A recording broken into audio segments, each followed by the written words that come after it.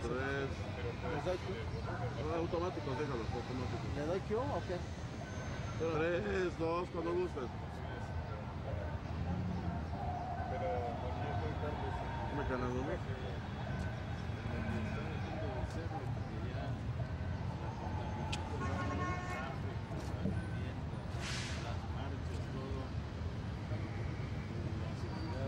Ponme canal. En México Canal y otro. cada vez más entre cuatro paredes, pronto acá está Uno de los canales. Uno de los Y canales. acá estamos nada menos que en el Paseo de la Reforma, ¿no? frente al Arca de Independencia, que ahora es el sitio de reunión, hay que reconocer que no frecuente El otro. de las multitudes cuando triunfa la selección nacional de fútbol. Que suelen ser los hechos patrióticos más importantes de nuestro pueblo, ¿no? Creo que ya es el hecho patriótico. Esa es lo que llaman la columna del arte, ¿no?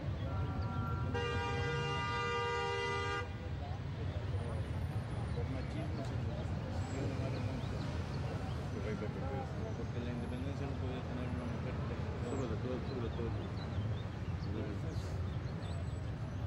Cuéntame qué es México. ¿Qué es México? Volumen de monitor. es imposible definirlo, pero en principio yo diría que es un país de 110 millones de habitantes, muy probablemente, con una tendencia que no disminuye la alza demográfica, Vas a contar el con una tendencia que no disminuye. 4, 3, 2.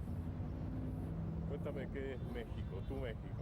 Bueno, imposible definirlo porque es demasiado y es demasiado reiterativo también. Creo que es un país de 110 millones de habitantes, muy probablemente con una tendencia que no logra controlarse al alza demográfica, con un empleo que sí logra controlarse hasta el grado que su disminución notoria es muy palpable en las calles, con tradiciones que se están quebrantando todos los días, con tradiciones que continúan muy poderosas, aunque refuncionalizadas. La Virgen de Guadalupe es el viejo culto, más los hologramas, más la venta de las estatuillas del próximo Santo Juan Diego, como si fuera Spider-Man, etc. Es una ciudad de un dinamismo vertiginoso, es una ciudad aquietada y controlada por la inseguridad urbana. La Ciudad de México, que viene a ser el 25% de la población del país, está concentrado en el Valle del Anáhuac. Es el machismo, es el triunfo paulatino de la tolerancia, es el acceso. Bueno, eso es bueno. Eso es magnífico. El machismo no, pero la tolerancia sí. Es las tradiciones negativas que se niegan a irse, es el apoyo de los poderes constituidos para que este país y esta ciudad le pertenezcan a una minoría cada vez más ridícula. Es muchísimas cosas. Una minoría cada vez más ridícula. Sí. Es una franquicia enorme, intensa. Supongo que como cualquier ciudad latinoamericana, aquí el problema es el volumen demográfico. Es todo lo que uno quiera definir con el ritmo de Fuentes en la región más transparente o con el aquietamiento de otros autores. A mí me parece que México es, en principio, la Ciudad de México. A ver, detente ahí, sigue filmando. Ahí puedes tomar el cartel de Coca-Cola y luego los carteles aquellos de la... Y ven, vamos caminando por ahí. Esto es Latinoamérica, ¿no? Esto es Latinoamérica, es una incesante marcha de protesta seguida por consecuencias siempre parciales y frustrantes. A mí me entusiasma y me deprime la Ciudad de México. Me entusiasma y se deprime. Y me deprime y parcialmente me entusiasma el resto del país. Eso puede ser centralismo de la peor índole, lo que acabo de decir, pero también es la constancia de cómo el centralismo ha devorado incluso la posibilidad definitoria de una nación. Ajá. El centralismo es sí, adversario de la nación. Ha sido el principal adversario de la nación. Pensar que todo se concentra en la Ciudad de México es ridículo y al mismo tiempo es exacto. Todo se concentra en la Ciudad de México y Los cambios relativos de los años recientes, aunque ya han ampliado la noción del país considerablemente, no alcanzan todavía a mellarme mi definición. México es la Ciudad de México y es una provincia, ahora se llama las regiones, muy a la espera o de que los mejores elementos puedan irse a Estados Unidos o llegar a la Ciudad de México, o que ocurra el milagro de una federalización.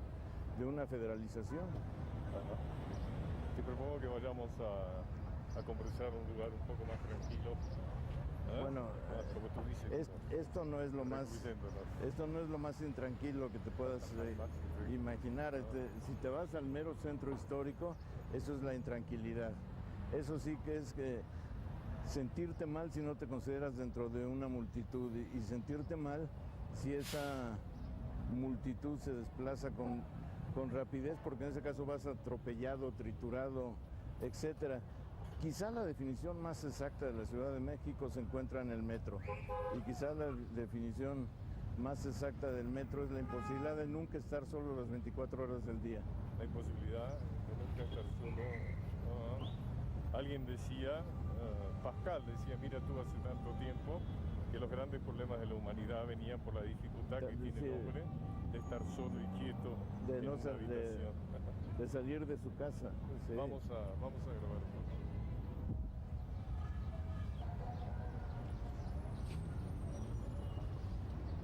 Todos los problemas del hombre le vienen de... ¿Me puede hacer una pregunta? Sí. Oiga, disculpe, si me dice mucho ver a José Luis Cuevas, ¿usted le podría decir? Yo creo que si va al museo ahí lo encuentra. Roma de Vito, pero estar aquí en la ciudad. Sí, está aquí. Luego, Yo creo que ha sido las protestas, ¿no? uno de los económicos de intereses. ¿qué se hizo de la OS? ¿De quién, perdón? De la OS, ¿o cómo se llama? Martínez.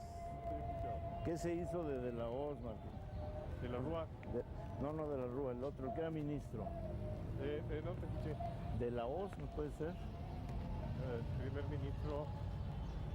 Sí, Caballo está preso. Martínez de Oz. Martínez de Oz, sí. Y lamentablemente está libre, no puede salir a la calle porque la Gutiérrez Rosales. Permítame. 1, 2, 3. Corriendo. Cuando guste. Bueno, Carlos, aquí estamos tomando un buen café, tranquilos. Tú has tenido, entre otras muchas experiencias, la experiencia de entrevistarlo y conocerlo bastante bien al subcomandante Marcos. Bastante bien, no, pero sí lo he entrevistado y lo he visto cerca de 6, 7 veces. Lo he visto siempre con el pasamontañas, lo cual es una manera de conocer a Marcos. No sé cuál es su identidad, no sé si es efectivamente Sebastián Guillén, pero Marcos lleva pasamontañas, a ese sí lo he ¿Piensa conocido. que es o que no es Sebastián Guillén? Puede ser, En todo pero caso no importa mucho. me da igual porque Da igual, exacto. Marcos es otra entidad. Yo, al ponerse el pasamontañas, se liberó de muchos pesos, entre otros de su formación maoísta que era tan patética, y adquirió una inteligencia que supongo que ni él mismo sospechaba y que a mí me parece en momentos extraordinaria. A momentos sí tiene caídas en la cursilería o tiene caídas en el sectarismo, pero en lo fundamental ha sido de las presencias más vivificadoras y más importantes de México en los últimos años, porque ha planteado como nadie el problema de la marginalidad de los indígenas y ha logrado que el país reconozca ese tema. Ha movilizado sectores que no suponía yo movilizables. Llevó en la entrada al Zócalo a 1 millón de personas en todo el trayecto. En el Zócalo caben como 200,000 o 250,000 porque estaba absolutamente pletórico, pero en el recorrido probablemente lo vio 1 millón de personas, que es muchísimo. Creo que además sus textos, algunos son muy, muy afortunados. Uno que se llama ¿De qué tenemos que pedir perdón? Para mí fue estrujante, revelador. Es la toma de posición más seria que yo he visto desde el lenguaje de los marginados y los extraordinariamente marginados como son los indígenas. Y desde esa perspectiva, efectivamente es un mestizo, efectivamente no ha vivido la opresión brutal de los grupos indígenas, pero se ha hecho indígena, vive bajo esas condiciones y creo que a fin de cuentas es una de las presencias más, hasta el momento lo ha sido, más estimulantes del país, y no solo del país. Me tocó ver la entrevista que le hizo Gabriel García Márquez y me interesó muchísimo porque la parte política, que incluyó una crítica muy severa de Marcos de las FARC colombianas, que calificó de irresponsables en su apreciación de lo que era la vida de los civiles, la entrevista fue sobre todo literaria y me di cuenta que entre muchas Entrevista otras... literaria. Entre ¿Qué política literaria? Entre muchas otras cosas, García Márquez es un gran periodista. Y hablaron de las lecturas de adolescencia de Marcos y el modo en que abordó Marcos 100 años de soledad me interesó muchísimo, porque era sin ceder a la fácil admiración, la previsible y justa admiración, le planteaba lo que era el sentir Macondo en la selva lacandona, lo que era en un mundo que no tenía los asideros culturales suficientes para entender esa prosa y esa vivacidad novelística, captar lo otro, captar la fantasía, y cómo la fantasía de los grupos indígenas en algunos momentos tenía que ver con Macondo. Y toda esta conversación, bueno, no solo Macondo, era Vargas Llosa, quien también admira, Carlos Fuentes y todos los autores que admira, porque es un gran lector. Me pareció que ahí estaba un personaje que no habíamos visto en América Latina, un líder que tiene gusto por la literatura, que tiene gusto por el idioma, que es es responsable de una estrategia formidable.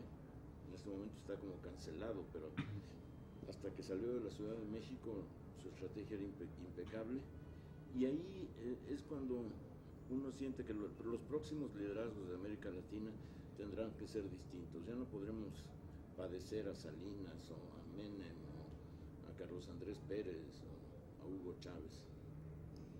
¿Tú piensas que la derrota del PRI se le debe en alguna medida a Marcos? No. Se le debe al Ejército Zapatista de Liberación Nacional en alguna medida. Marcos es el vocero y el articulador del discurso, pero no es lo que decidió. Lo que decidió fue comprender que no se podía manejar un país tan sobre la desigualdad social, que ya la desigualdad social se convertía en el elemento que impedía cualquier desarrollo, y el punto para iniciar el cambio era quitar al PRI, que no salió como pensábamos. Bueno, esa es otra historia. ¿Cuál es el futuro del Ejército Zapatista y de su vocero, como tú lo llamas, el subcomandante Marcos? No tengo la menor idea. Tú dijiste que estaba cancelado, ¿no? Está cancelado, está en un impasse, en un paréntesis, uno de esos paréntesis de silencio que ya se ha prolongado quizá en demasía. Se está discutiendo la revisión de la ley indígena en la Suprema Corte de Justicia. Yo supongo que el fallo de la Suprema Corte es lo que desatará necesariamente, reiniciará el discurso y las actividades públicas del ZLN, que por otra parte no ha dejado de funcionar en la selva lacandona. Es geográficamente, como bien señaló Salinas, está muy confinado, política, ideológica, cultural, emotivamente no. Eso es lo que no entendió Salinas. Y se le plantea, ¿tú crees que en el momento que debe haber un debate interno en cuanto a su formalización política, ¿no es cierto?, en cuanto a volverse un movimiento político? Tiene que ser. Tiene que ser. Tiene que ser, ya no puede ser un movimiento guerrillero. La guerrilla no tiene ninguna salida en el país, y yo en América Latina. Las soluciones de violencia están descartadas por la manera en que se ha dado la globalización y por la resistencia de la sociedad a participar en hechos violentos así. La violencia que surge, como se vio recientemente en Argentina, de otro modo en Venezuela, se está viendo en Colombia, es una violencia que se impone sobre la sociedad, que no surge de la sociedad. Una violencia que surge como un proyecto de la sociedad, lo considero imposible.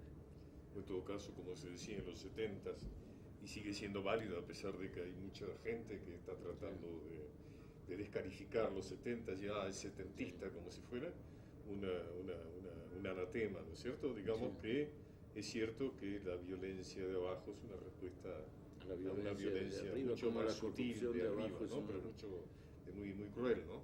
Sí, pero ese es el resultado de una imposición. Ujú. Y pensar en la guerrilla como la voluntad de hacer de la violencia un instrumento de la transformación es lo que yo creo que ya no. Que ya no. Que ya no. Para tú no piensas que en cuanto el ejército zapatista se burocratice como un partido político más, perderá mucho su canto. Seguramente, pero también creo que la idea de mandar obedeciendo y de negarse al poder y de negarse a lo que es la política en el sentido tradicional son realmente hallazgos muy, muy afortunados. Si Marcos aquí en México ha entrado a la Cámara, al Congreso y ha dicho un discurso, hubiera sido muy decepcionante. Ajá. Hubiera sido verlo de nuevo en el ejercicio Ajá. del poder, del protagonismo, por elocuente que fuera el discurso y por conmovedor. En cambio, que ellos hayan elegido a una mujer de 32, 33 años, de una elocuencia extraordinaria, la comandante Esther, a mí me pareció no solo un detalle excepcional, sino una prueba de que se puede hacer otra política. Es cierto, dependemos todavía de las grandes figuras y de los líderes, pero si solo dependemos de ellos, estamos perdidos. ¿Qué pasa con Fox? ¿Qué significa Fox? Me dio mucho gusto que ganara Fox, no por la persona, yo me opuse muchísimos a lo que era su candidatura y lo que era su campaña, sino porque salía el PRI. De cualquier modo, el vivir la derrota del PRI fue para mí uno de los días más felices de mi vida y no me arrepiento en lo mínimo. Recordemos, para los que El PRI son 71 años. 71 años de gobierno. De gobierno es efectivamente la construcción de la edificación de una infraestructura extraordinaria, efectivamente la posibilidad de que hubiese una movilidad social muy sorprendente en los primeros 40 de esos 71 años, es efectivamente la represión, la corrupción a gran escala y luego la parálisis social más intensa, acompañada del despotismo, cacicazgo y ritos de la permanencia institucional que eran realmente oprobios nacionales. Entonces, el día que perdió el PRI, yo había votado por Cuauhtémoc Cárdenas, no me arrepiento para nada de ese voto, de cualquier modo me sentí feliz, porque creía, y además tenía razón, que se iniciaba un proceso vertiginoso de cambio. Ese proceso de cambio incluyó al presidente Fox, rebasó al presidente Fox y en este momento tiene arrinconado a su gobierno. Pero hay una sociedad viva, hay una capacidad de protesta que está en ejercicio todos los días y sobre todo cada quien se está haciendo ya dueño de su punto de vista, lo que no había pasado. Cada quien se está haciendo No así tan dueño rápido, de su punto de pero vista. va para allá. Va para allá. Cuéntame sobre Latinoamérica. Es un hecho que estamos cada vez más unificados, lo queramos o no, o lo percibamos desde nuestros orgullos nacionales o de nuestras sensaciones deprimentes nacionales o no. Creo que el neoliberalismo, que sí existe, digan lo que digan los economistas que desprecian el uso del término porque es populista, el neoliberalismo ha sido la peor pesadilla de América Latina y aquí incluyo el narcotráfico que en sus procedimientos es neoliberal. Es neoliberal. Absolutamente. Creo que lo que vivió y está viviendo Argentina ha sido resentido en México de una manera que implica globalización, pero que también implica latinoamericanización del país. Yo vi cómo se veían las noticias y oía de las personas más inesperadas comentarios sobre Argentina. Y la pregunta era siempre, ¿cuánto nos falta? ¿Cuánto nos va a hacer? Siempre. ¿Es esto un hecho excepcional o es un hecho ejemplar?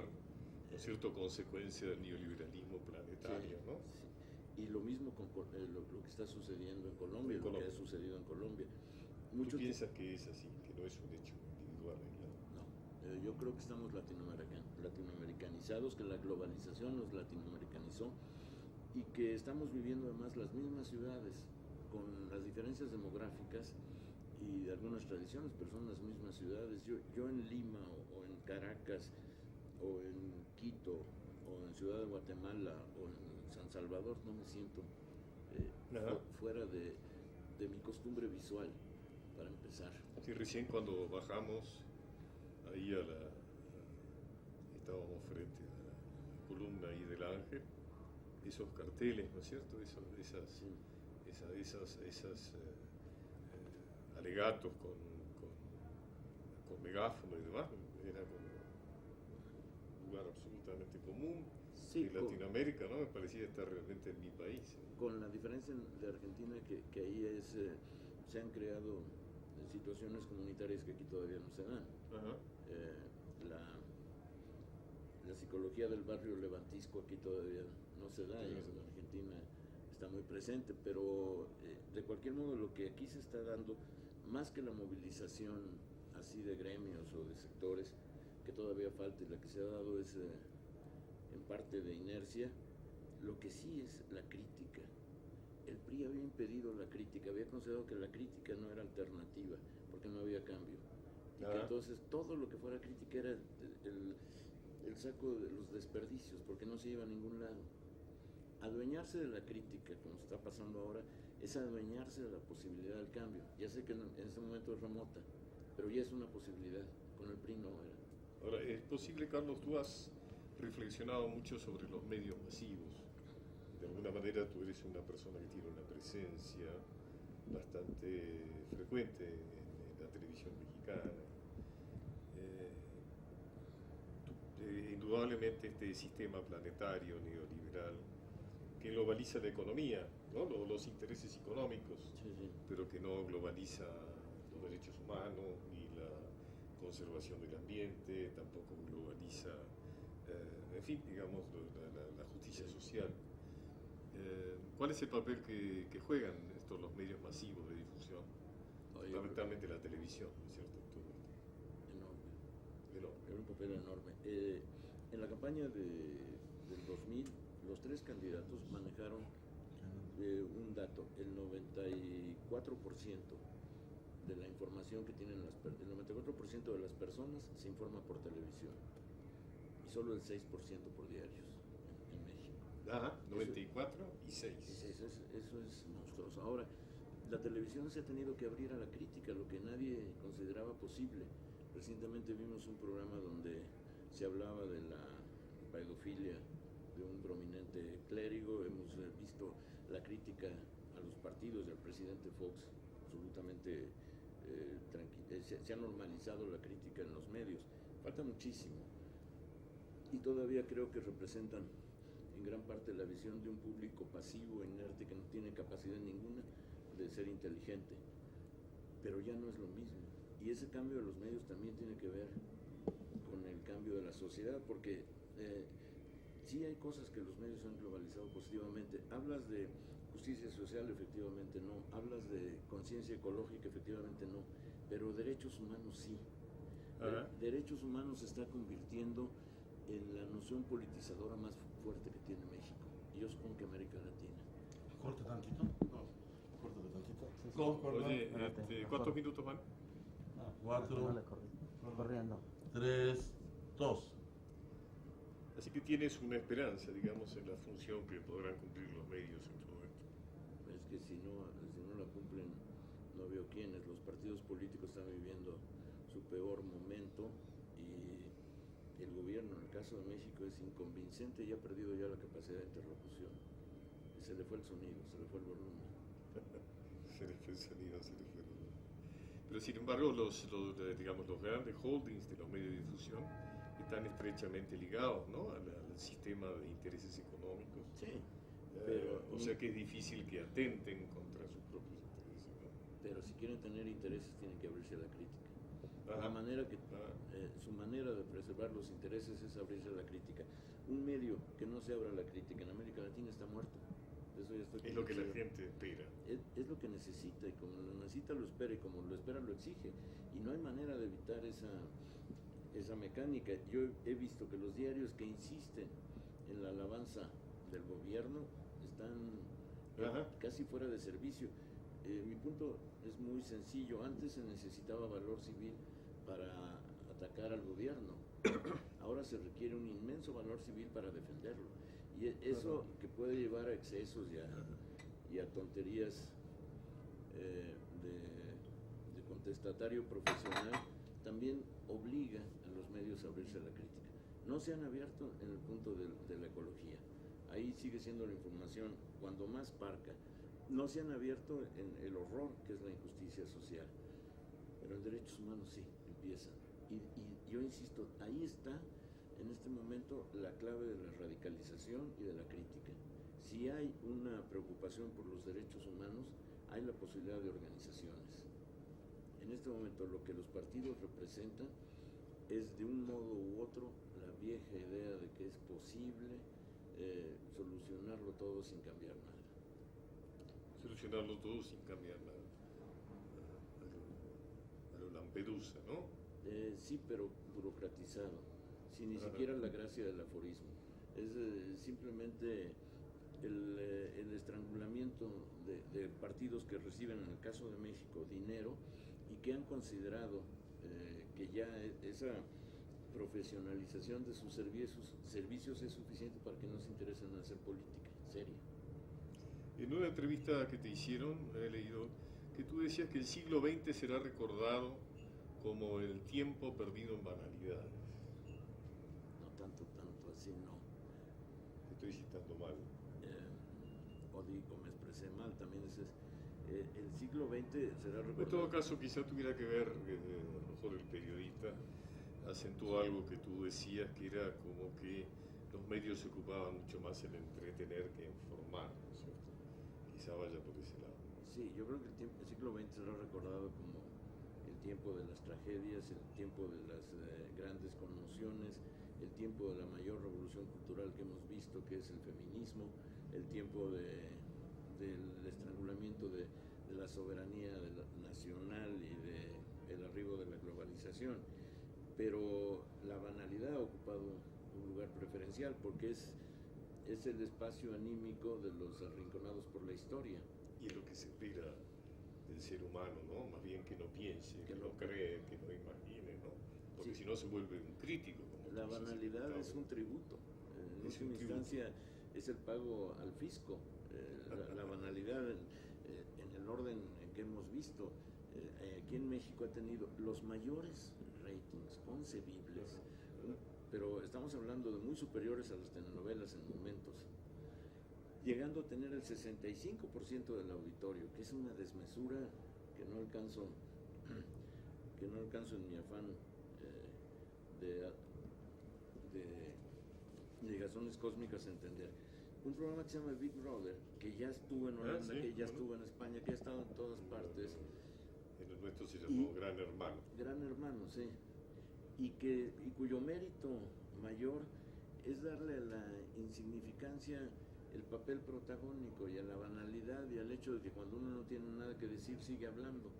Me acordé mucho de una película de los años 30, del finado siglo XX, Reina por un día, de Frank Capra. Ajá. Es que todo es Reina por un día, no han inventado nada. Eligen a una persona, y hay que recordar que en México se inscribieron para querer participar en el programa 100,000 personas. 100,000 personas. No sé cuántos que se eligieron más. Que aspiran a eso. Pero tú has visto más que está Gran Hermano está utilizado, se supone que sale de la novela famosa, ¿no es cierto? Sí, pero la novela Hermano famosa, Grande os vigila, pero quien le puso ese nombre ni siquiera leyó la novela porque no está dado en ese sentido, ¿no? No es orwelliana en lo mínimo, porque no es Stalin el que está vigilando. Exacto. Es la conversión de todo el público en Stalin. Y el público no puede ser Stalin. Stalin es solo una voluntad y el público son muchas. Y esa estalinización del público, al ser falsa, da lugar a la interminable comedia. El público juega a ser crítico, los participantes juegan a ser intérpretes de su destino y además intérpretes del destino en general. el programa juega a representar o encapsular a la nación, etcétera, etcétera. Es una comedia de equivocaciones impresionante. Tú has hablado de Frank Capra. Vamos a cortar, se cambia el ¿Lo tiene bien sincronizado? Tú me dices, Sí, sí, estamos estamos en grabando. el mismo. Seguro. Atrás ha sido un acierto. Parece un santo. Córrelo. No, no. Está corriendo. El contraluces. Ok. Cuando quieras. ¿Listo? ¿Estamos grabando? ¿Ya estás grabando? Sí. ¿Quieres más café, Carlos? Sí, por favor. Tú hablabas recién de Frank Capra y recordaba que alguna vez dijiste que lo que era irrenunciable para ti era leer y ver cine. Sí, absolutamente. Puedo renunciar, como la inmensa mayoría de los mexicanos, a mi prosa, pero a lo que no renuncio es a leer y a ver cine, porque siento que son nutrientes y en verdad indispensables. No concibo cómo los políticos pueden vivir así. Hay un político mexicano del Partido de Acción Nacional, muy significativo en su partido, que le preguntaron qué leía y dijo que por el momento nada, porque había metido sus libros en cajas y que se había cambiado de casa y no había podido abrir las cajas. Y le preguntan, ¿hace cuánto se cambió de casa? Dijo, hace 8 años. Entonces, así Bueno, son. los políticos en mi país son muy ignorantes, salvo Sí. contadísimas excepciones. Quizás es una premisa necesaria para poder ser político, ser ignorante, o no sé cómo se llama. Sí, porque creen que ¿Cuál entonces, será la relación? no, que la fuente de conocimiento es el poder y que es la única que importa. Es lo único que importa. Pero sí, y ahora con el... ¿Qué cine te gusta o Que sea. qué literatura te gusta? Ahí sí soy de gustos eclécticos, como se decía antes, católicos. Pero si tuvieras que elegir unas películas como ese viejo y vulgar juego de, bueno, si te tuvieras que llevar algunas películas a una isla, ¿qué te llevarías? Yo me llevaría una suscripción a Blockbuster seguramente para tener la posibilidad de estar rigurosamente informado. Me llevaría el Ciudadano Kane seguro, me llevaría la ¿El Ciudadano qué? la acorazado Potiomkin sin duda, Iván es terrible. Me llevaría gran parte del film noir de los norteamericanos de los años 40 y 50. Los clásicos. Me llevaría algunas comedias del cine inglés. ¿En México qué te gusta del cine mexicano? Me llevaría Vámonos con Pancho Villa, que me parece una película absolutamente formidable. Los Olvidados de Buñuel, desde luego él, de Buñuel también. Melodramas. Fue muy buena época, ¿no? La de Buñuel acá, Sí. cuando estuvo exiliado acá en México. Aquí vivió más que exiliado, en verdad se integró muy bien, Sí, sí. hasta donde podía su temperamento se integró muy bien. Me llevaría melodramas. Los melodramas mexicanos me parecen un género en sí mismo te absolutamente maravilloso. Nunca dejan de sufrir y su capacidad de inventar formas de sufrimiento llega Hace a poco lo habéis perdido delirante. una diosa, ¿no? Como A fue María Félix, sí. María Félix, ¿no? Sí, pero María Félix no era convincente en el melodrama, era convincente en el close-up de los melodramas. Porque cuando lloraba o gemía o tenía todos estos aspavientos de diosa humillada por la desdicha, no convencía. En cambio, en el momento en que la cámara la captaba exactamente como diosa, era No funcionaba ahí como mujer sometida, digamos. Eso, no solo no funcionaba, se veía fuera de lugar. Hacía que uno maldijera el melodrama en ese instante, porque lo propio de ella, lo que le da el éxito, es la combinación de belleza con tiranía. ¿Cómo te explicas el éxito en un país que tú has definido hace un rato, sobre todo en esa época, como machista, ¿no? Por la excepción, permitían una excepción. El machismo en ese momento no entendía que los derechos pudieran socializarse y le concedía a ella la facultad de tiranizar siempre y cuando no la compartiera. En lo imaginario sí, en lo real no. En lo real no. En lo real ella sí. Claro, sí, te digo, la Sí. mujer en lo imaginario de la tampoco. creación cinematográfica. Una mujer, no la mujer, Una mujer. mujer. Era implacable el machismo. Y de pronto se desbarató y resultó que ya en los últimos años era un tigre de papel. Cuando yo estudié el 7% en la UNAM, el 7%, el 8% eran mujeres, hoy es el 51%. Ajá. Hay un cambio radical, que es formidable porque además, por ejemplo, en la frontera norte, el 60 o 65% de los hogares depende de mujeres. La masificación de las madres solteras también ha cambiado el panorama del machismo. Y bueno, insisto, sí me llevaría muchísimo del melodrama.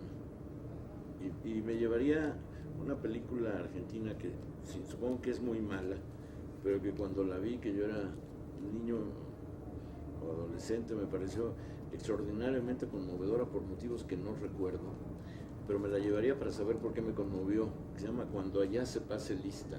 Cuando allá se pase. O Cuando en el cielo, no, cuando allá se pase Ajá, lista. ajá. No recuerdo de quién es. No, yo tampoco, es una escuela que funda un inglés en Ajá. Buenos Aires. Carlos, ¿qué piensas de la muerte? Ya que estamos. ¿Qué piensas de la muerte? La muerte De la ya que hemos.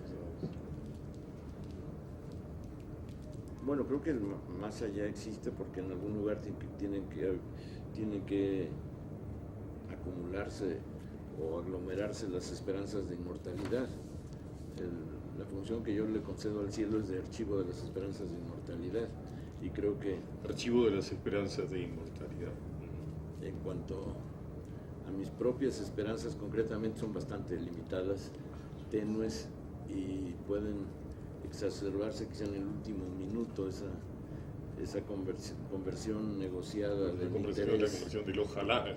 La conversión del ojalá, pero pienso que la muerte, en algún momento suponía yo estoicamente que la muerte era la continuación del subdesarrollo por otros medios, pero creo que era una idea francamente banal, y creo que la muerte es una parte natural de un proceso, y que como mexicano tengo una relación con la muerte absolutamente igual a la que tiene cualquier ciudadano de cualquier país, y cuando pienso seriamente en ella me aterro, y cuando la tomo como tema de conversación, digamos contigo, me parece maravillosa porque me revelará todo lo que hasta el momento he venido ocultando, el hecho de que somos polvo.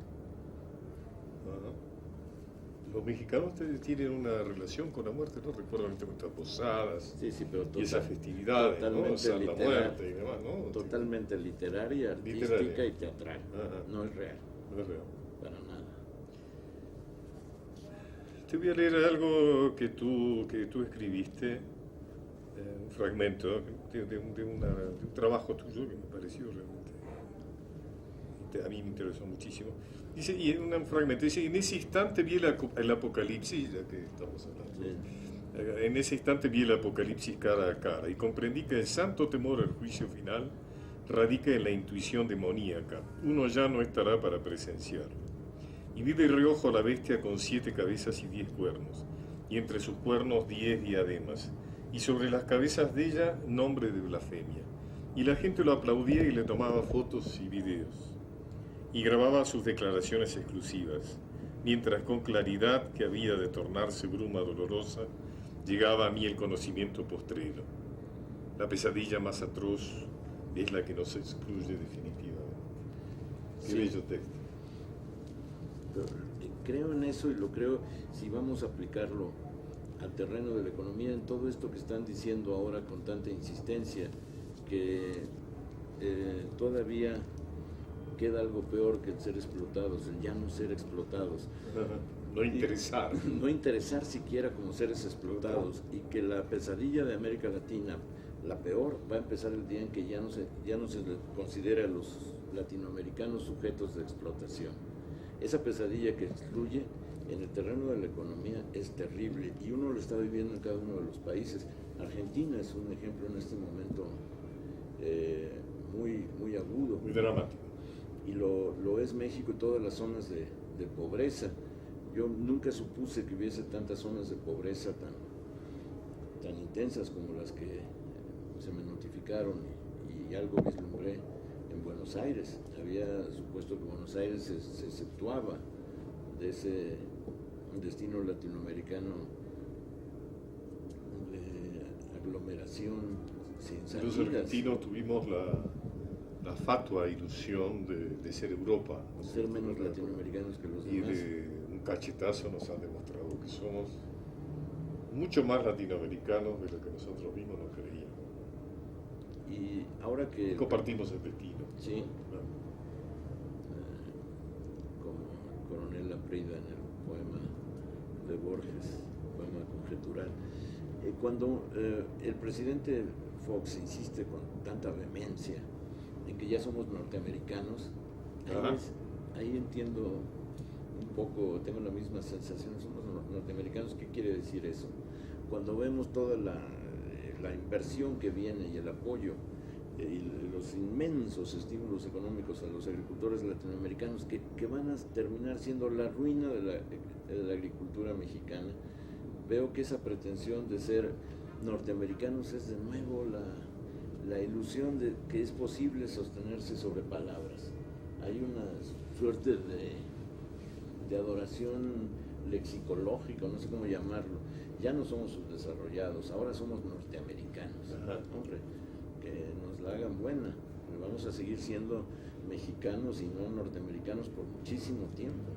No tenemos ni las posibilidades de desarrollo, ni la racionalidad económica, ni los favores demográficos de que goza, por ejemplo, Canadá. Te voy a hacer una pregunta, Carlos, que a raíz de esta situación periférica, excluida de Latinoamérica en general, algunos más, otros menos. ¿Qué valor, qué importancia tiene la cultura en este escenario? Bueno, ahí voy a contestar con chauvinismo gremial, pero al mismo tiempo con certidumbre. Creo que tiene una importancia extraordinaria y lo veo en los jóvenes. Los jóvenes no tienen acceso a muchas cosas, se les ha cercenado la movilidad social, pero con ferocidad. Ahí toda América Latina. Se les ha cercenado la movilidad social. Sí, eso en México es aplastante. Sin embargo, a través de la movilidad cultural están teniendo movilidad social. Las películas son las mismas que pueden ver, que no las ven los burgueses. Los libros son los libros que pueden o fotocopiar o conseguir o comprar dificultosamente, pero que adquieren. Son los libros que se están leyendo en todas partes. Hay en ese sentido una movilidad social, un mundo de estímulos a su disposición a través de la cultura, que bien usado puede ser uno de los elementos, uno de los grandes antídotos contra el desastre. Por eso tengo muchísima fe en todo lo que es, por ejemplo, toda la difusión de música culta o clásica. Tengo muchísima fe en el hecho de que los clásicos se estén vendiendo en los puestos de periódicos, en que se pueda ver en televisión grandes ¿Te preocupa películas. que se vendan menos libros y los jóvenes se ocupan más de los medios audiovisuales? Bueno, nunca se ha leído mucho en México, tampoco voy a No inventarme un es paraíso de no es algo que lectores, ¿no? suceda especialmente. Pero ahora se lee menos de cuando se leía menos. Ese es lo que yo llamo el milagro. Se lee menos y ya se leía menos. ¿Cómo se le hace para ¿Cómo lograr fue? eso cuando Sí. se lee menos?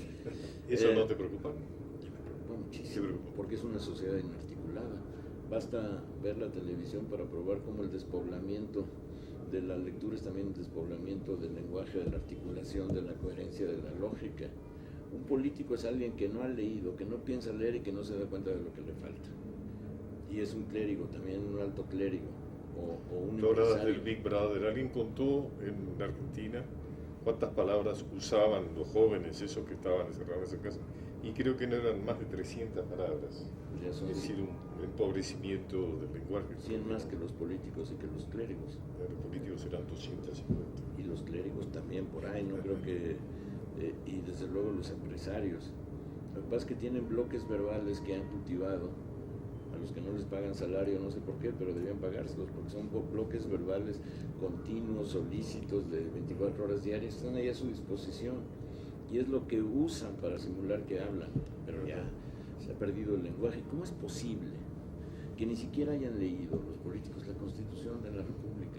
Lo menos que yo les podría pedir. No la han leído porque les cuesta trabajo.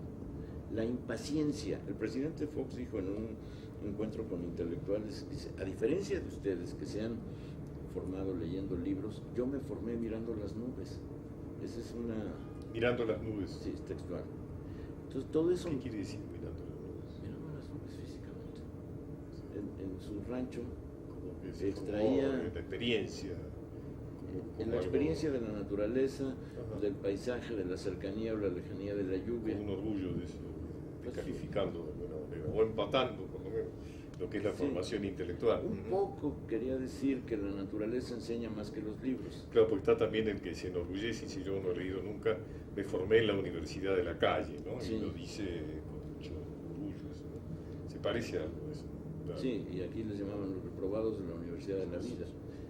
Pero me parece que la lectura sigue siendo absolutamente Pues te indispensable. devuelvo a la isla esa de Náufrago, te pregunté de películas, te pregunto de libros.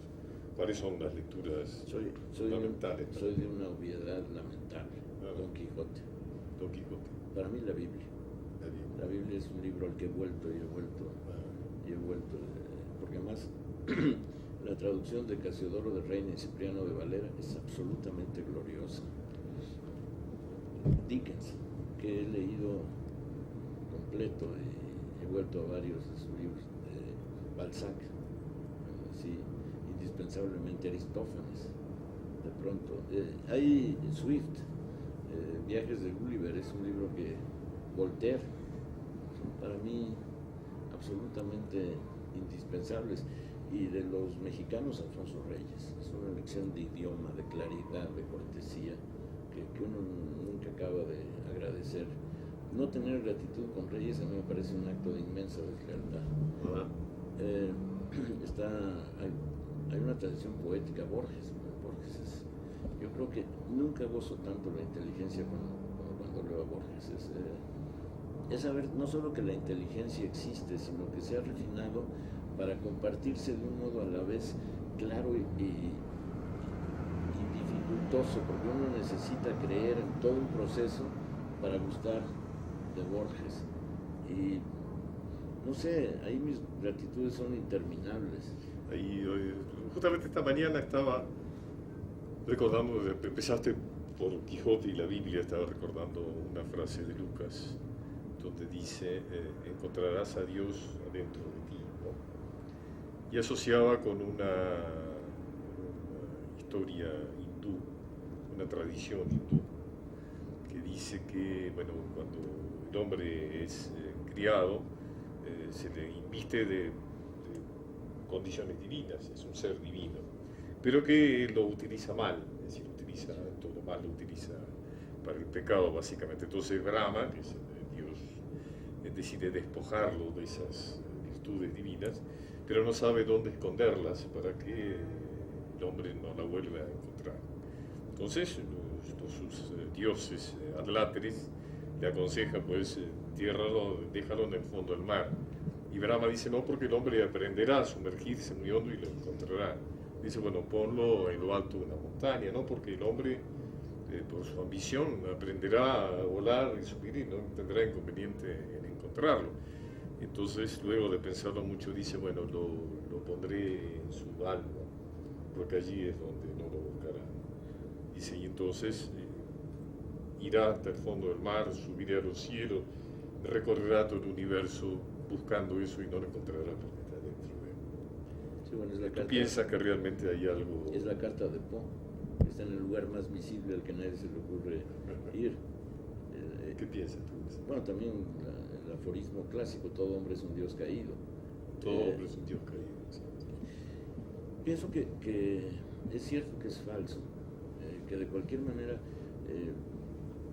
los estímulos vitales que uno va recibiendo son de esos momentos de traición en que se traiciona la voluntad de ignorar las virtudes y las categorías espirituales, y que hay un fondo de generosidad, de inteligencia, de nobleza, del que uno va recibiendo lecciones y apoyos todo el tiempo.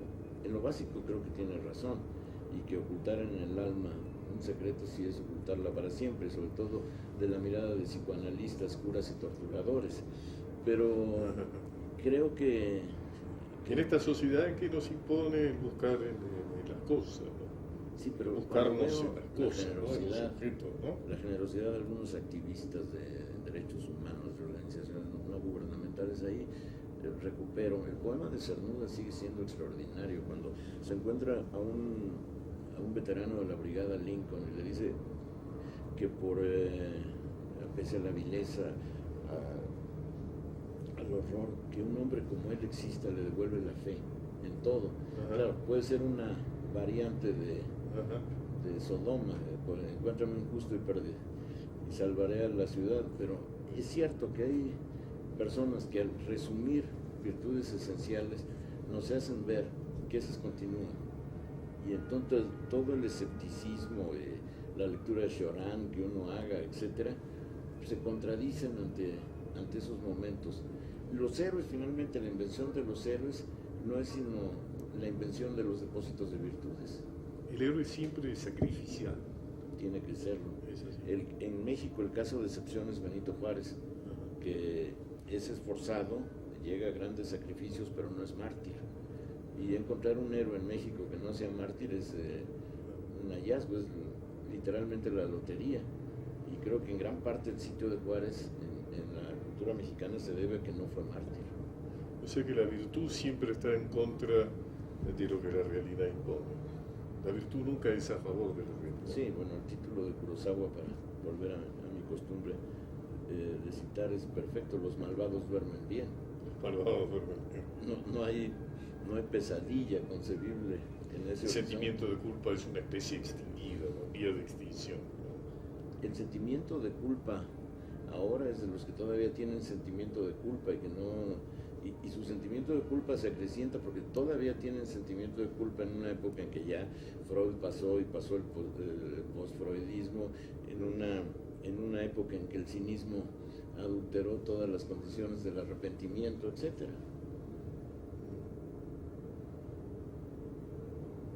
¿Estamos ahí? ¿Cuántos minutos? ¿Qué opinar? ¿No? Te voy a pedir, si te parece, si quieres opinar sobre tú solo, sin mí. Si quieres opinar sobre Aguilar Camil, si quieres opinar sobre La Mastreta, sobre Marcela Serrano, sobre quién quiere, o sobre Monterroso, sobre quién quieres opinar. Monterroso.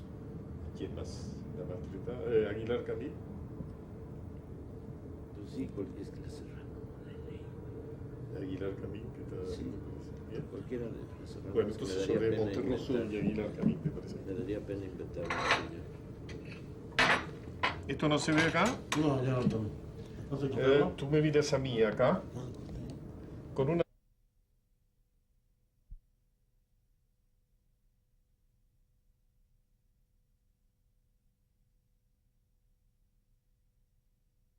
Recibió al hijo de Gary.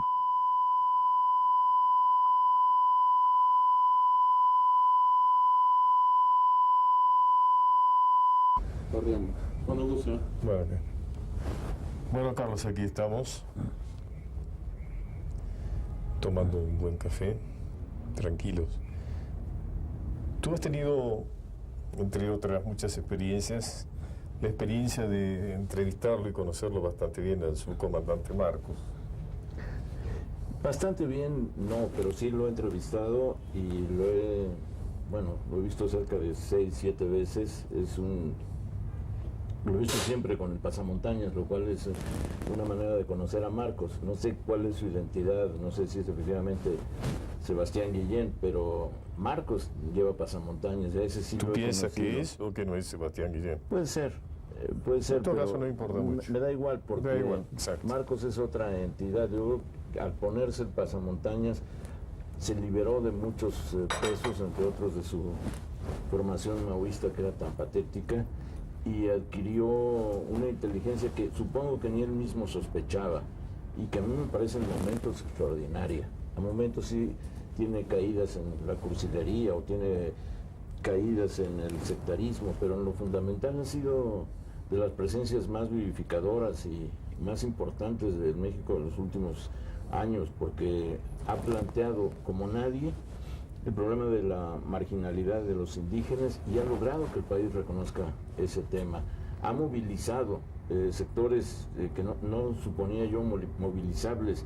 Llevó en la entrada al Zócalo a 1 millón de personas en todo el trayecto. En el Zócalo caben como 200,000 o 250,000 porque estaba absolutamente pletórico, pero en el recorrido probablemente lo vio 1 millón de personas, que es muchísimo. Creo que además sus textos, algunos son muy, muy afortunados. Uno que se llama ¿De qué tenemos que pedir perdón? Para mí fue estrujante, revelador.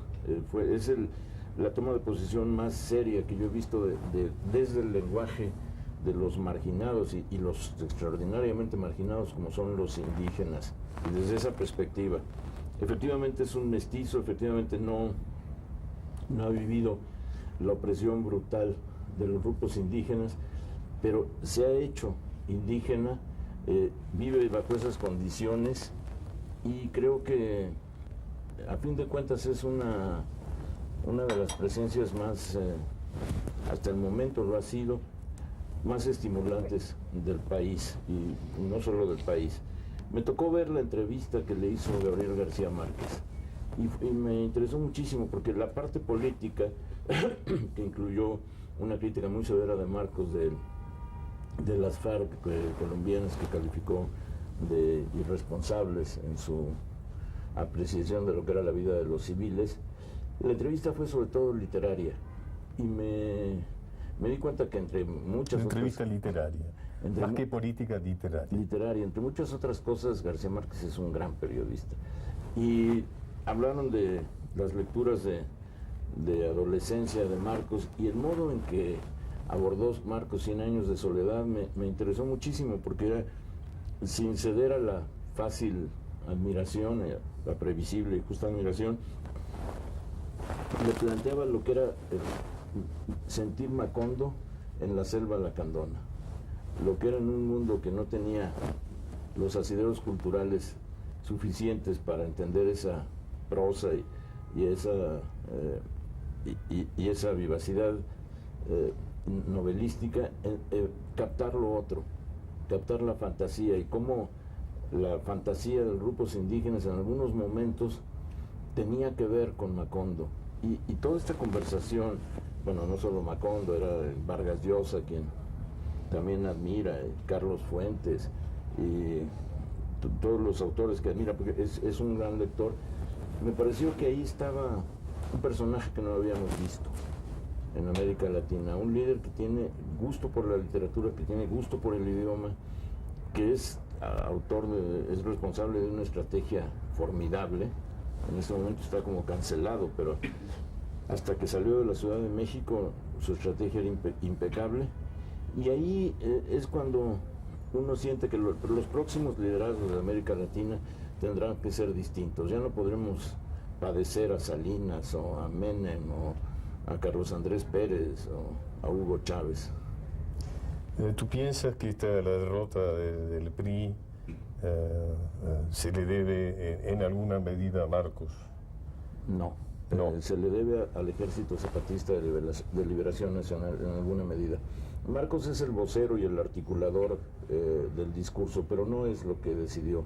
Lo que decidió fue comprender que no se podía manejar un país tan sobre la desigualdad social. Ajá. Que ya la desigualdad social se convertía en el elemento que impedía cualquier desarrollo. Y el punto para iniciar el cambio era quitar al PRI. Que no salió como pensábamos, bueno, esa es otra historia. ¿Cuál es el futuro del Ejército Zapatista y de su vocero, como tú lo llamas, el subcomandante Marcos? No tengo la menor idea. Tú dijiste que estaba cancelado, ¿no? Está cancelado, está en un impaso, en un paréntesis, uno de esos paréntesis de silencio que ya se ha prolongado quizá en demasía. Se está discutiendo la revisión de la ley indígena en la Suprema Corte de Justicia. Yo supongo que el fallo de la Suprema Corte es lo que desatará necesariamente, reiniciará el discurso y las actividades públicas del ZLN, que por otra parte no ha dejado de funcionar en la selva lacandona. Es geográficamente, como bien señaló Salinas, está muy confinado. Política, ideológica, cultural, emotivamente, no. Eso es lo que no entendió Salinas. Y se le plantea, ¿tú crees que en el momento que debe haber un debate interno en cuanto a su formalización política, ¿no es cierto?, en cuanto a volverse un movimiento político? Tiene que ser. Tiene que ser. Tiene que ser, ya no puede ser un movimiento guerrillero. La guerrilla no tiene ninguna salida en el país y yo en América Latina. Las soluciones de violencia están descartadas por la manera en que se ha dado la globalización y por la resistencia de la sociedad a participar en hechos violentos así. La violencia que surge, como se vio recientemente en Argentina, de otro modo en Venezuela, se está viendo en Colombia, es una violencia que se impone sobre la sociedad, que no surge de la sociedad. Una violencia que surge como un proyecto de la sociedad, lo considero imposible.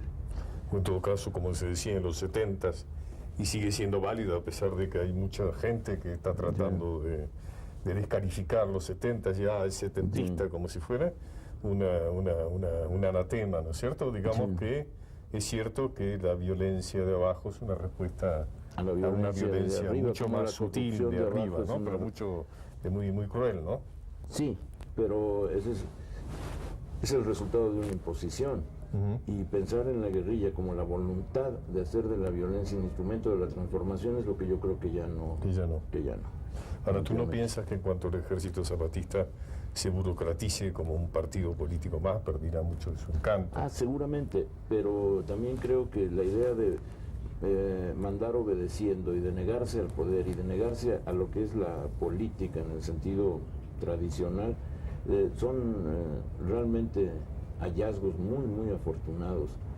Si Marcos aquí en México ha entrado a la Cámara, al Congreso y ha dicho un discurso, hubiera sido muy decepcionante. Hubiera sido verlo de nuevo en el ejercicio del poder, del protagonismo, por elocuente que fuera el discurso y por conmovedor.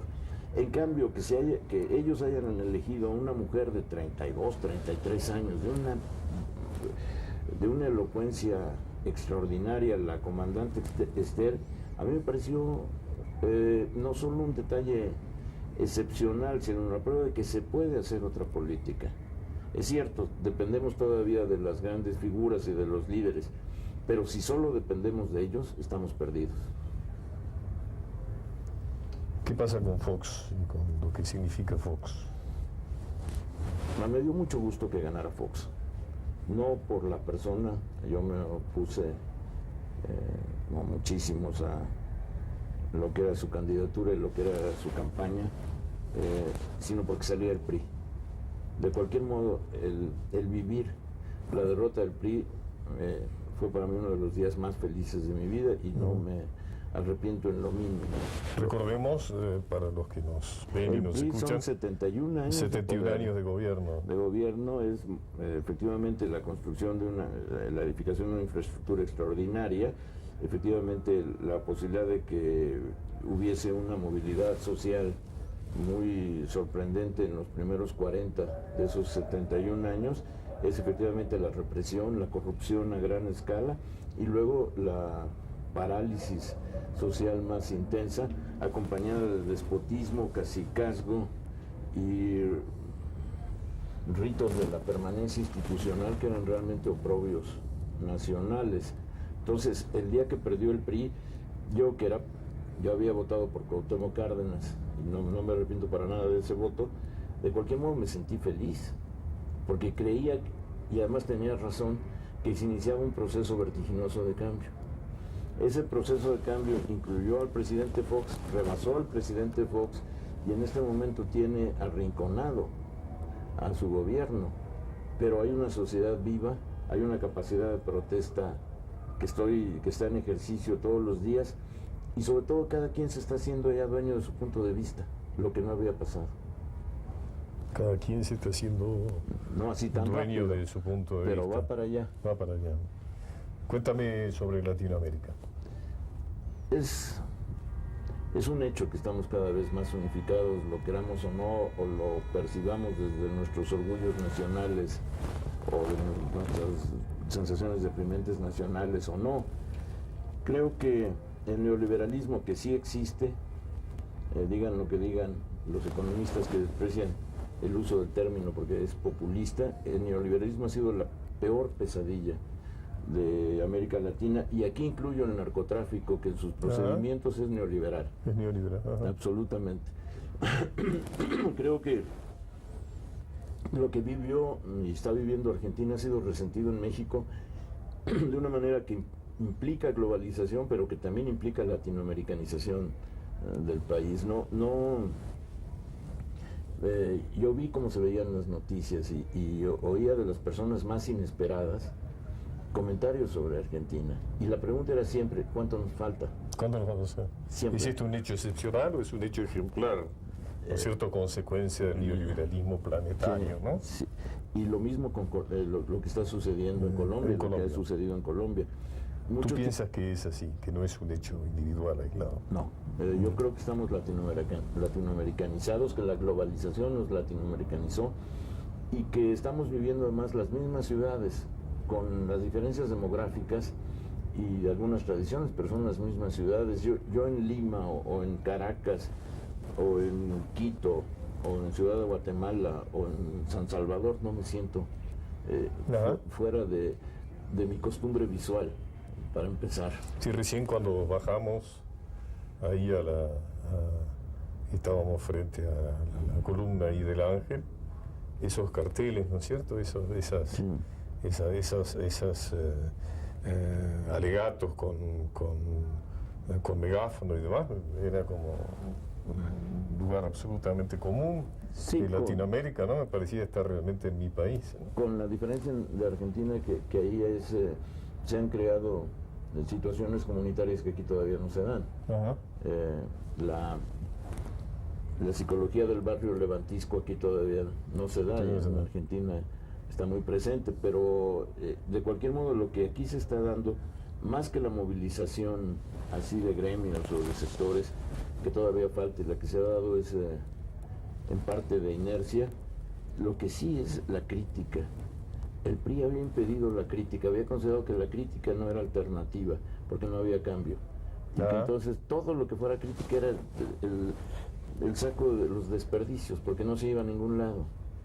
Adueñarse de la crítica, como está pasando ahora, es adueñarse de la posibilidad del cambio. Ya sé que en ese momento es remota, pero ya es una posibilidad. Con el PRI no era. Ahora, es posible, Carlos, tú has reflexionado mucho sobre los medios masivos. De alguna manera tú eres una persona que tiene una presencia bastante frecuente en la televisión mexicana. Indudablemente este sistema planetario neoliberal que globaliza la economía, ¿no? Los intereses económicos, pero que no globaliza los derechos humanos ni la conservación del ambiente, tampoco globaliza, en fin, digamos, la justicia social.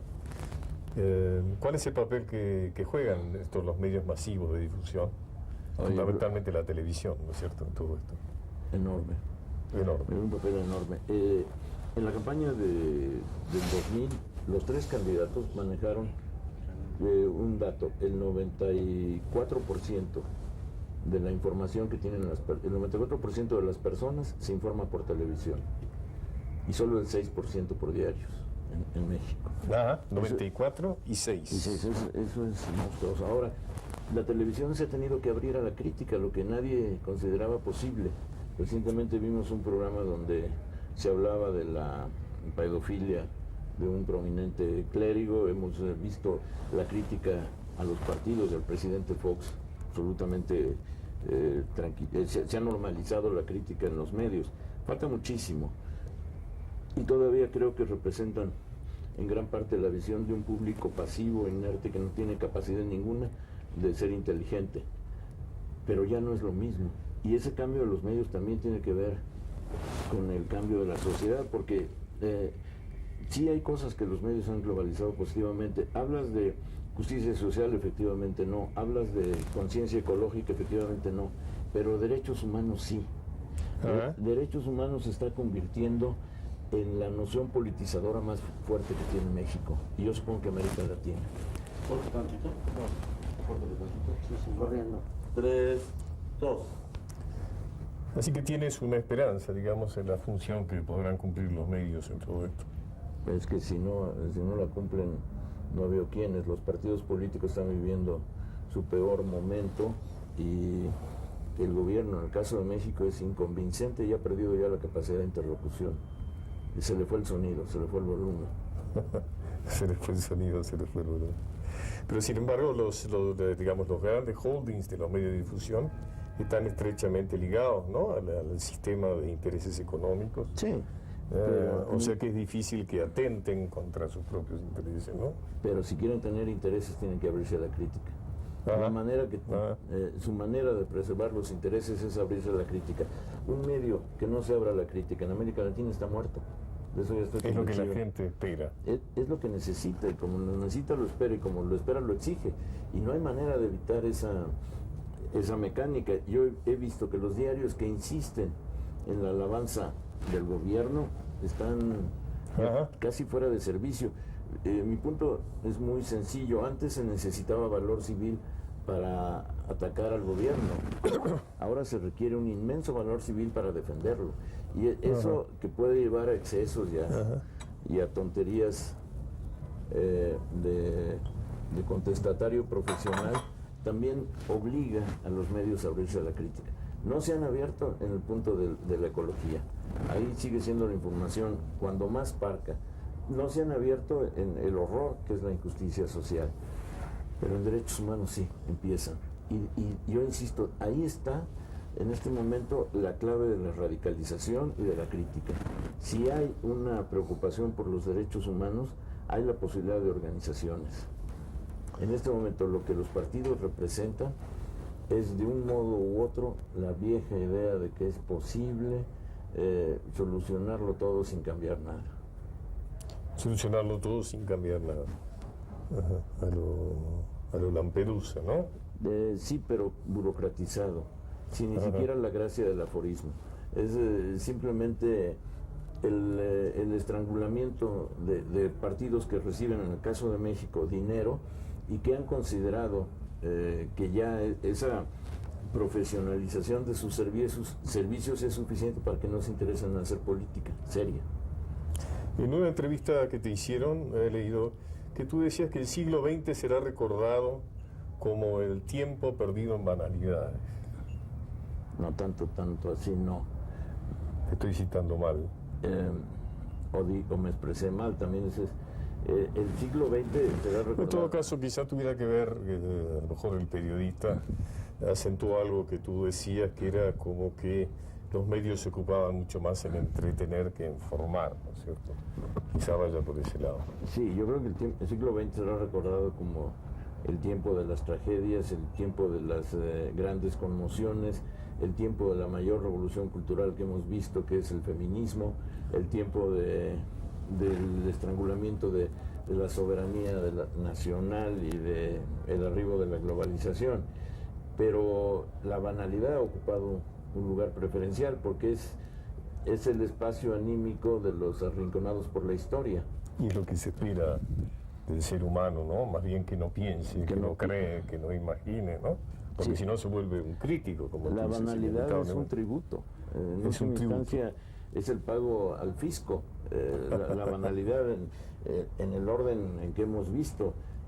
Aquí en México ha tenido los mayores ratings concebibles, pero estamos hablando de muy superiores a las telenovelas en momentos, llegando a tener el 65% del auditorio, que es una desmesura que no alcanzo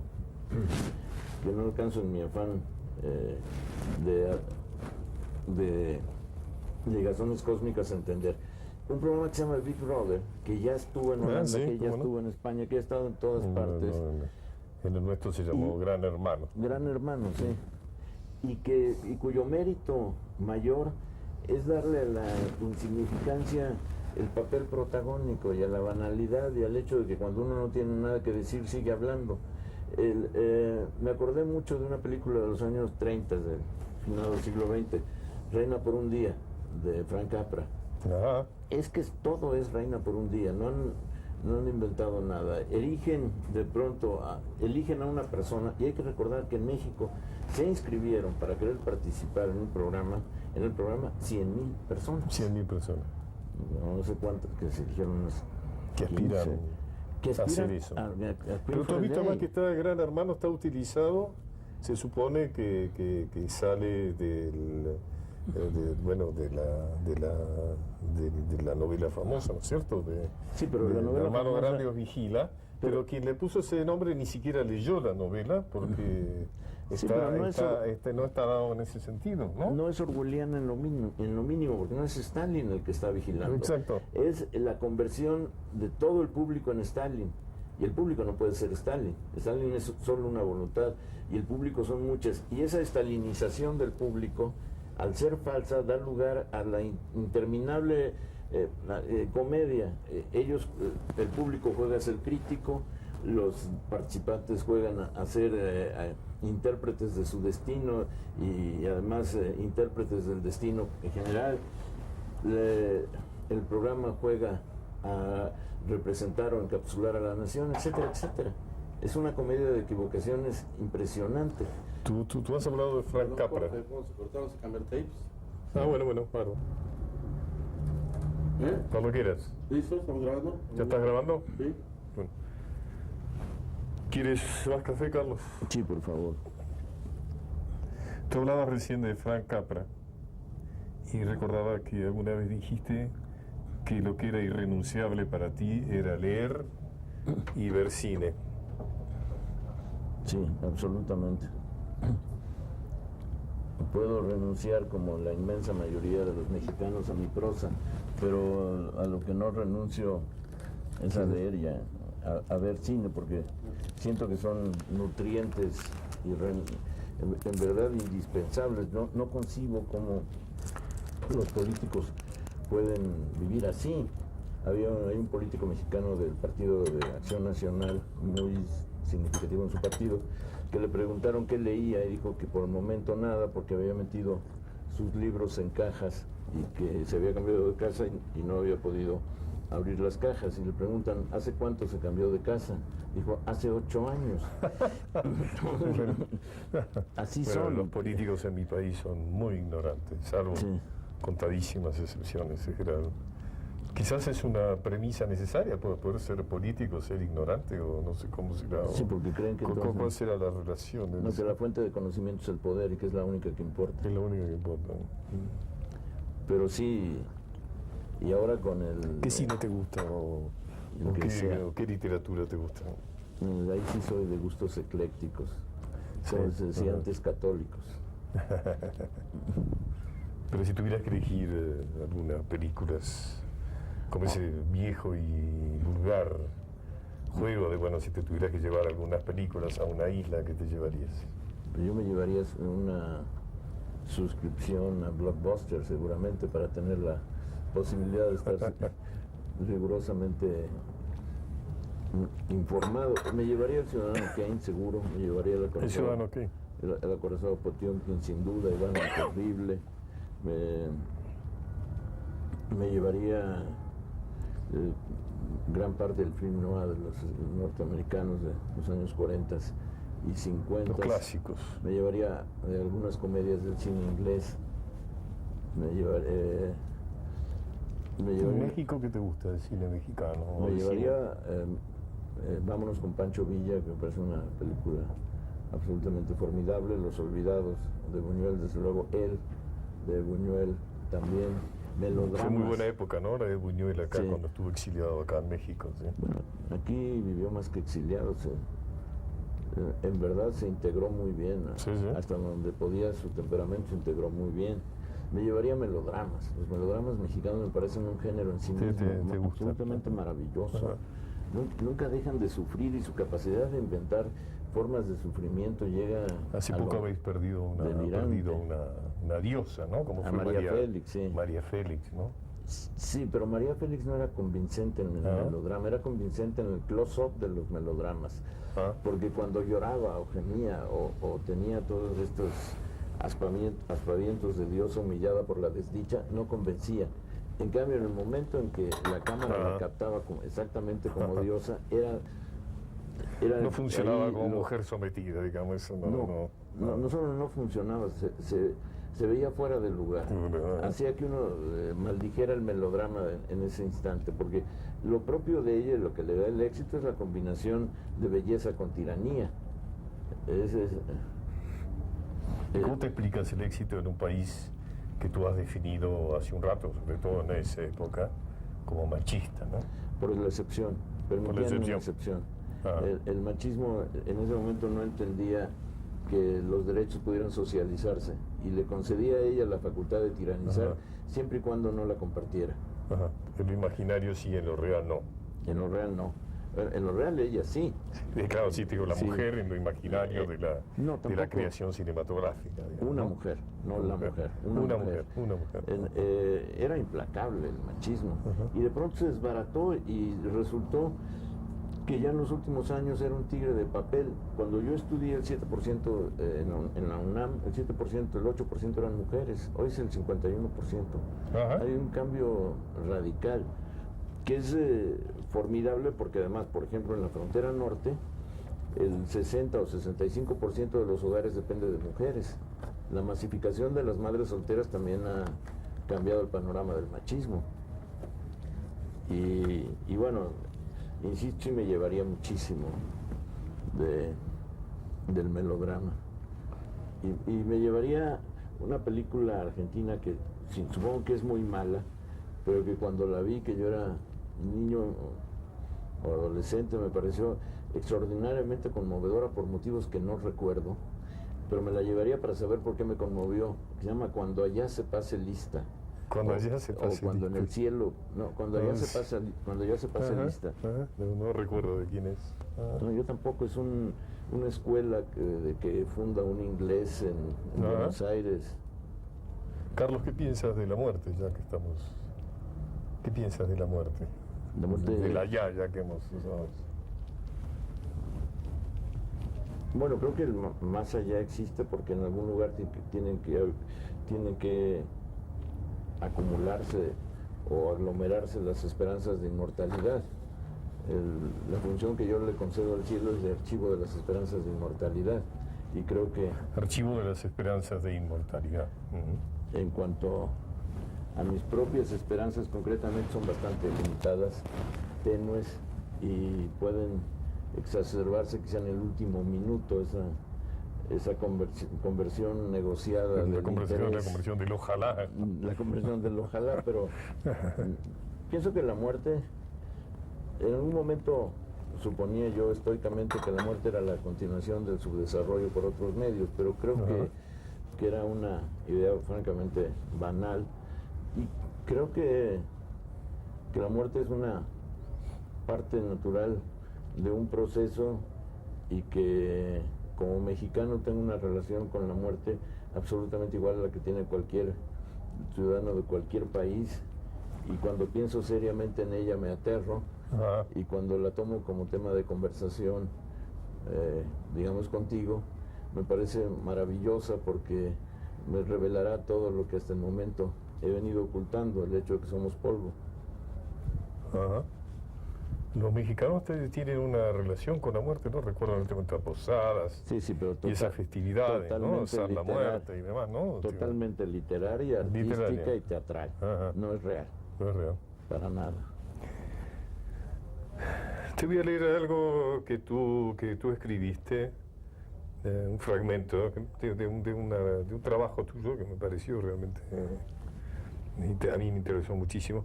Dice, y un fragmento, dice, en ese instante vi el apocalipsis, ya que estamos hablando, en ese instante vi el apocalipsis cara a cara y comprendí que el santo temor al juicio final radica en la intuición demoníaca. Uno ya no estará para presenciarlo. Y vi de reojo a la bestia con 7 cabezas y 10 cuernos, y entre sus cuernos 10 diademas, y sobre las cabezas de ella nombre de blasfemia. Y la gente lo aplaudía y le tomaba fotos y videos, y grababa sus declaraciones exclusivas, mientras con claridad que había de tornarse bruma dolorosa, llegaba a mí el conocimiento postrero. La pesadilla más atroz es la que nos excluye definitivamente. Qué Sí. bello texto.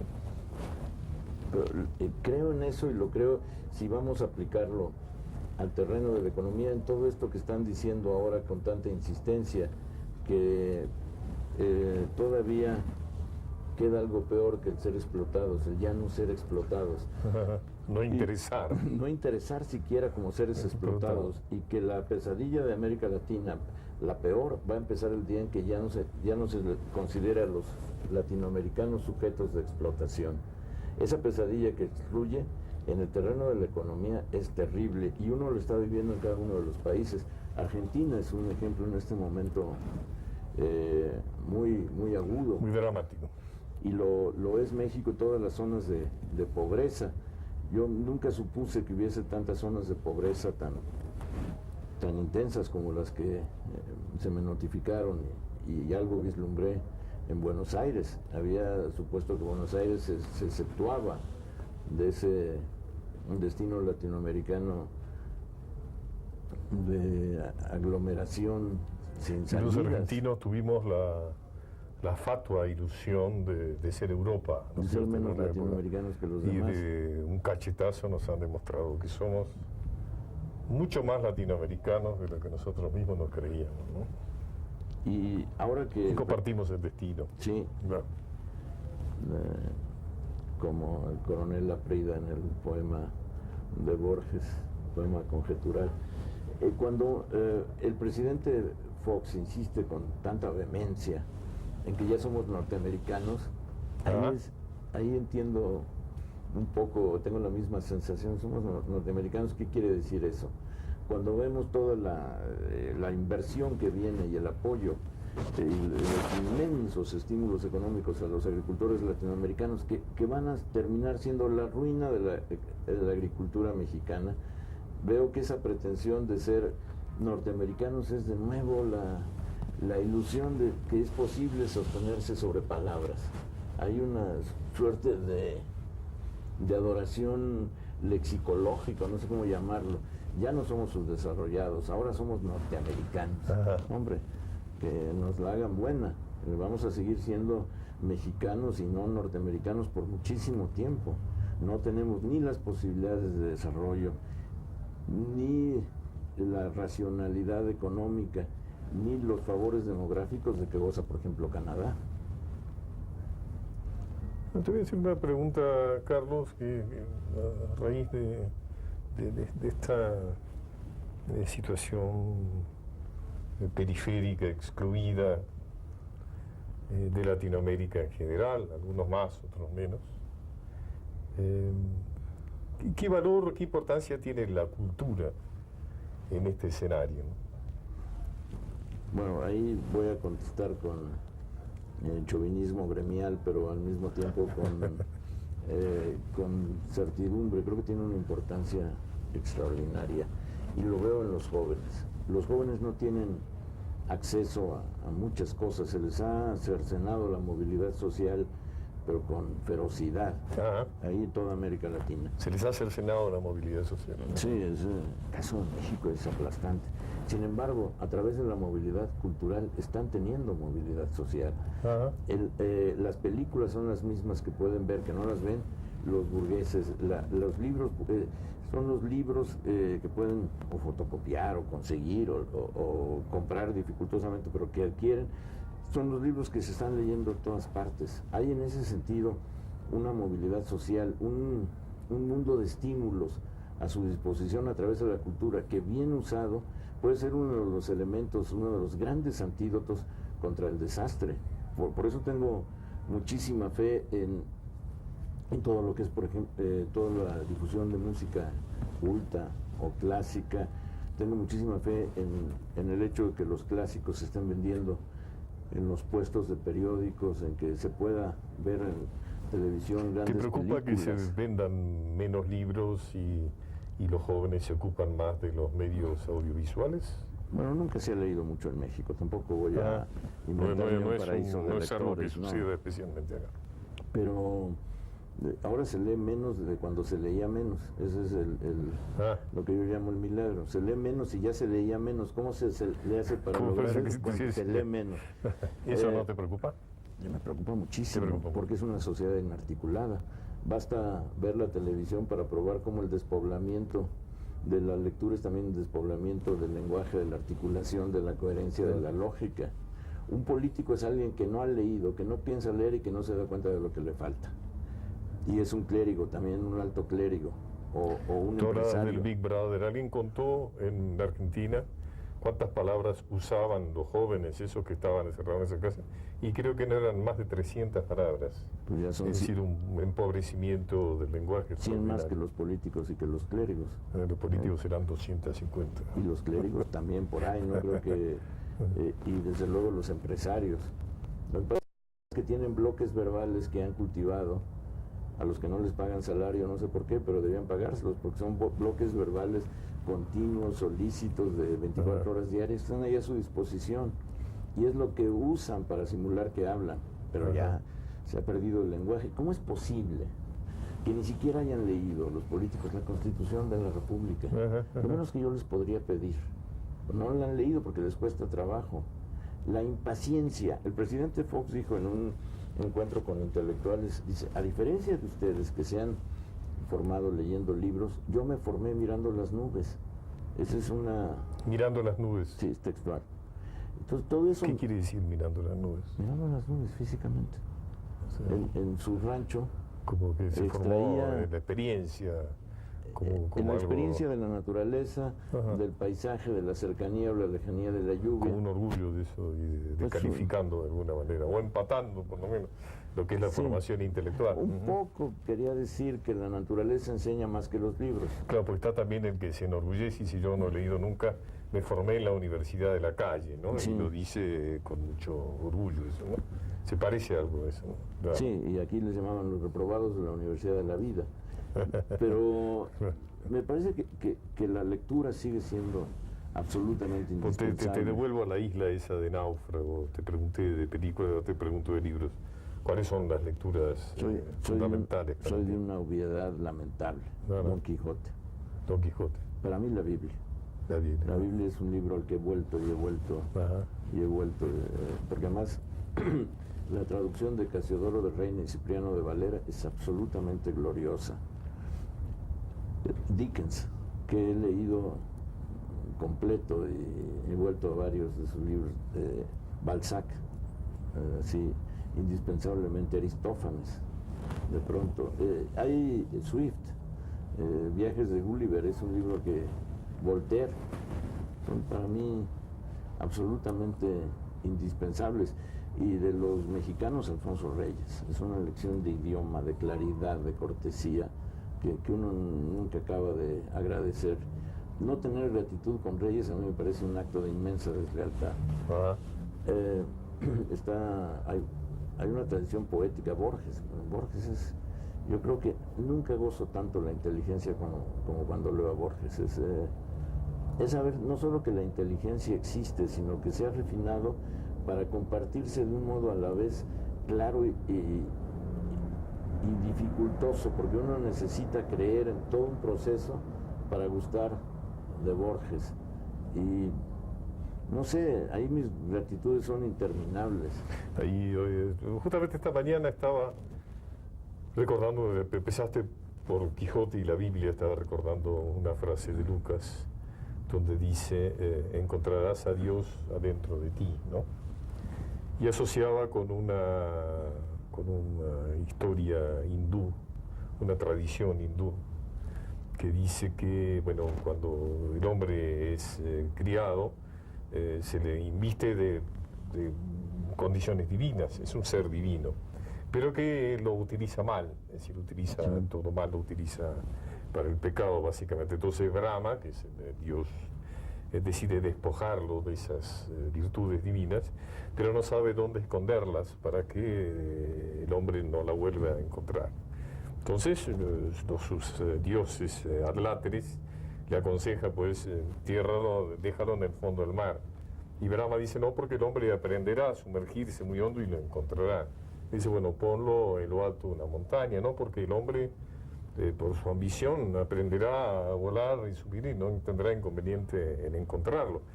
Entonces, luego de pensarlo mucho, dice, bueno, lo pondré en su alma, porque allí es donde no lo buscará, ¿no? Dice, y entonces irá hasta el fondo del mar, subirá a los cielos, recorrerá todo el universo buscando eso y no lo encontrará porque está dentro de él. Sí, bueno, es la ¿Tú carta- piensas que realmente hay algo? Es la carta de Poe, que está en el lugar más visible al que a nadie se le ocurre ir. ¿Qué piensas tú de eso? Bueno, también el aforismo clásico, todo hombre es un dios caído. Todo hombre es un dios caído, exacto. Pienso que es cierto que es falso, que de cualquier manera los estímulos vitales que uno va recibiendo son de esos momentos de traición en que se traiciona la voluntad de ignorar las virtudes y las categorías espirituales, y que hay un fondo de generosidad, de inteligencia, de nobleza, del que uno va recibiendo lecciones y apoyos todo el tiempo. En lo básico creo que tiene razón, y que ocultar en el alma un secreto sí es ocultarla para siempre, sobre todo de la mirada de psicoanalistas, curas y torturadores. Pero creo que En esta sociedad en que nos impone el buscar en las cosas, ¿no? sí, El pero buscarnos cuando veo en las la cosas, ¿no? En los generosidad, objetos, ¿no? la generosidad de algunos activistas de derechos humanos, de organizaciones no gubernamentales, ahí recupero. El poema de Cernuda sigue siendo extraordinario cuando se encuentra a un veterano de la brigada Lincoln y le dice que pese a la vileza, al horror, que un hombre como él exista le devuelve la fe en todo. Ajá. Claro, puede ser una variante de Sodoma, encuéntrame un justo y salvaré a la ciudad, pero es cierto que hay personas que al resumir virtudes esenciales nos hacen ver que esas continúan, y entonces todo el escepticismo, la lectura de Choran que uno haga, etcétera, se contradicen ante esos momentos. Los héroes, finalmente, la invención de los héroes no es sino la invención de los depósitos de virtudes. El héroe siempre es sacrificial. Tiene que serlo. Es así. En México el caso de excepción es Benito Juárez, Ajá. que es esforzado, llega a grandes sacrificios, pero no es mártir. Y Ajá. encontrar un héroe en México que no sea mártir es un hallazgo, es literalmente la lotería. Y creo que en gran parte el sitio de Juárez en la cultura mexicana se debe a que no fue mártir. O sea que la virtud siempre está en contra de lo que la realidad impone. La virtud nunca es a favor de la realidad. Sí, bueno, el título de Kurosawa, para volver a mi costumbre de citar, es perfecto: los malvados duermen bien. Los malvados duermen bien. No hay pesadilla concebible en ese El sentimiento de culpa es una especie extinguida, ¿no? En vía de extinción, digamos. El sentimiento de culpa ahora es de los que todavía tienen sentimiento de culpa y que no...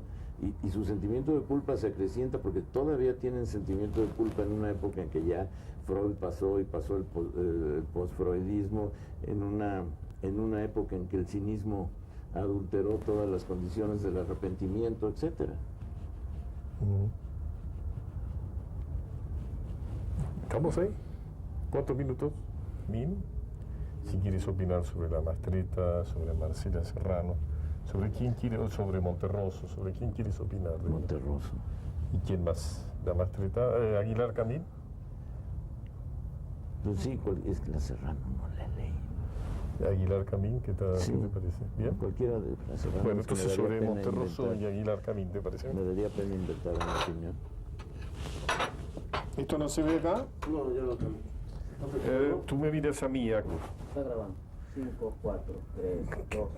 ¿Qué opinas de Augusto Monterroso? Augusto Monterroso, Tito Monterroso, es un escritor mexicano-mexicano de primer orden.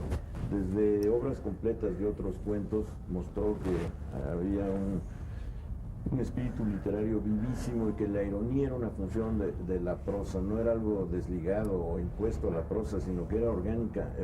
La ironía era orgánicamente un producto de una prosa elaborada. Monterroso tiene libros que tengo que calificar, aunque el término es muy abusivo por lo común, pero que tengo que calificar de perfectos.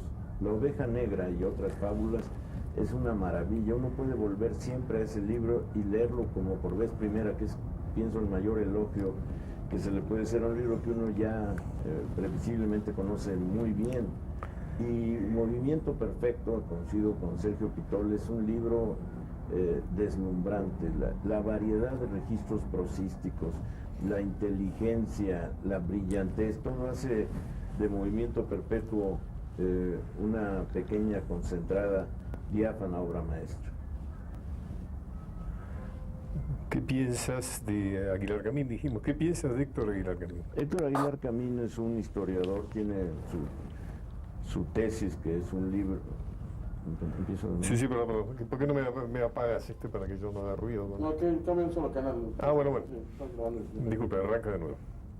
Héctor Aguilar Camín comenzó como historiador. Su tesis, que es un libro todavía vigente, La frontera nómada, mostró a un escritor, un historiador con todo el rigor del oficio, pero también un escritor que iba vivificando una etapa de la Revolución Mexicana. Es un periodista y ha sido cronista, articulista político, ensayista, tiene varios libros de diagnóstico de la realidad nacional, es un cuentista. La decadencia del dragón es su primer libro de cuentos, un novelista cuyo, hasta el momento, cuya obra más afortunada es el libro, perdón, empiezo de nuevo, es que... ¿Cómo no? Se me fue. Díselo. Sí, empiezo, ¿no? Héctor Aguilar Camín comenzó como historiador. En su libro de tesis de doctorado es excelente. La frontera nómada mostró al mismo tiempo un historiador riguroso y a un prosista excelente que vivificaba distintos episodios de la Revolución Mexicana en la frontera norte. Un periodista, un cronista, y también es ahora un narrador de tiempo completo, o casi. Su primer libro de cuentos, La decadencia del dragón, mostró a una persona sumamente interesada en la vida cotidiana y en lo que podía haber en esa vida cotidiana, tanto de épica como de banalidad glorificada. Hasta el momento, para mí, su novela más afortunada es La guerra de Galio, que es un libro donde mezcla episodios de la guerrilla con toma de conciencia del cinismo y la degradación de políticos y de policías y de filósofos que vagan por las tinieblas del alcohol con una lucidez que les permite pensar que solo en un país solo hay dos o tres cambios importantes cada siglo. Ha publicado también Aguilar Camín novelas que ya tienen que ver con el afán de construir un mundo novelístico parcialmente localizado en el sureste, y es un empresario cultural que ha dirigido la revista Nexos, la dirigió por varios años, y ahora tiene un programa de televisión que es muy interesante porque uno puede oír ahí explayarse a políticos, intelectuales, escritores. Muy bien, bueno, muchísimas gracias, Carlos.